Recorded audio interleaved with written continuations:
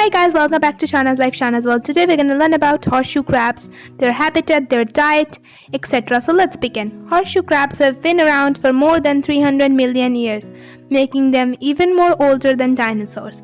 They look like prehistoric crabs but are actually more closely related to scorpions and spiders. Horseshoe crabs has a hard exoskeleton and 10 legs which it uses for walking along the seafloor. The body of the horseshoe crab is divided into three sections. The first section is the prosoma or head. The name horseshoe crabs originates from the rounded shape of the head because it's like a shoe on a horse's foot. The head is round and U-shaped. It is the largest part of the body and contains much of the nervous and biological organs. The head has the brain, mouth, nervous system, and glands, all protected by a large plate. The head also protects the largest set of eyes. Horseshoe crabs has 9 eyes scattered throughout the body and several more light receptors near the tail. The 2 largest eyes are compound and useful for finding mates. The other eyes and light receptors are useful for determining movement and changes in the moonlight. The middle section of the body is the abdomen or opisthothoma. It looks like a triangle with spines on the sides and rigid in the center. The spines are movable and help to protect the horseshoe crab. On the underside of the abdomen are muscles used for movement and gills for breathing. The third section, the horseshoe crab's tail. It is called the telson. It's long and pointed, and although it looks intimidating, it's not dangerous, venomous, or used to sting. Horseshoe crabs use the telson to flip themselves over if they ever happen to be pushed on their backs. Female horseshoe crabs are about 1/3 larger than the males. They can grow to be 18 to 19 inches from head to tail, while the males are approximately 14 to 15 inches. The horseshoe crab species found around the United States lives in the Atlantic Ocean along the North American coastline. Horseshoe crabs can also be seen along the east and Gulf coasts of United States and Mexico. There are 3 other species of horseshoe crab worldwide, which are located in the Indian Ocean and in the Pacific Ocean along the coast of Asia.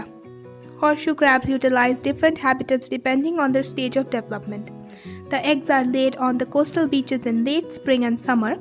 After hatching, the juvenile horseshoe crabs can be found offshore on the sandy ocean floors of tidal flats.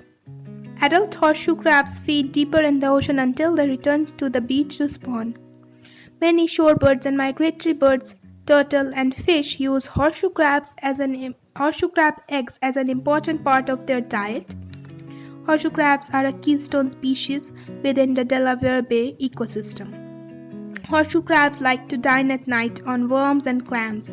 They may also eat algae. A horseshoe crab picks up food with appendages located in front of its mouth because it has no mandible or teeth. The horseshoe crab crushes food between its legs before passing it to the mouth.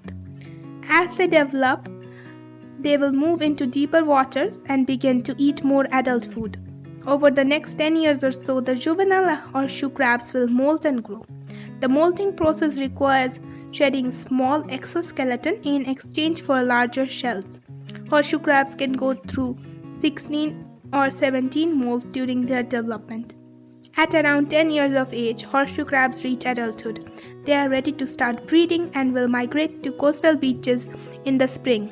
A horseshoe crab can live for more than 20 years. Some threats to horseshoe crabs include loss of habitat and overharvesting. Beach developments hinder horseshoe crab breeding. The species Limnios polyphemus is internationally listed as vulnerable. Horseshoe crabs are in danger for their blue blood demand for vaccine and drug testing. During full moons, new moons, and high tides in May and June, hundreds and thousands of horseshoe crabs converge on the Delaware Bay to breed. So that's all for horseshoe crabs. I hope you learned something new and enjoyed this video. So that's all for today. See you in my next video. Bye!